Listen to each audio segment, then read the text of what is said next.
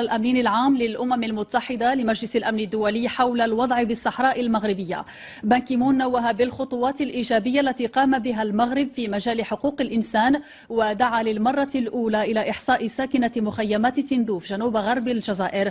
قراءة في هذا التقرير الذي أسقط توصية توسيع مهمة المينورسو مع يوسف الحميدي.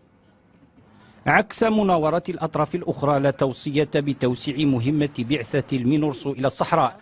أمين عام الأمم المتحدة طالب ولأول مرة بضرورة إحصاء ساكنة مخيمات تندوف بالجزائر بعد أن دعا إليها المغرب منذ سنين. بان كي مون نوه بالخطوات الإيجابية للمغرب في مجال حماية حقوق الإنسان، بما في ذلك اعتماد قانون القضاء العسكري الجديد والانخراط في البروتوكول الاختياري الملحق باتفاقية مناهضة التعذيب. وذكر التقرير بالاتصال الهاتفي الذي أجراه الأمين العام الأممي مع جلالة الملك محمد السادس، والذي أكد من خلاله على أن التقرير الجديد لمجلس الأمن سيكون موضوعيا ويعكس الواقع.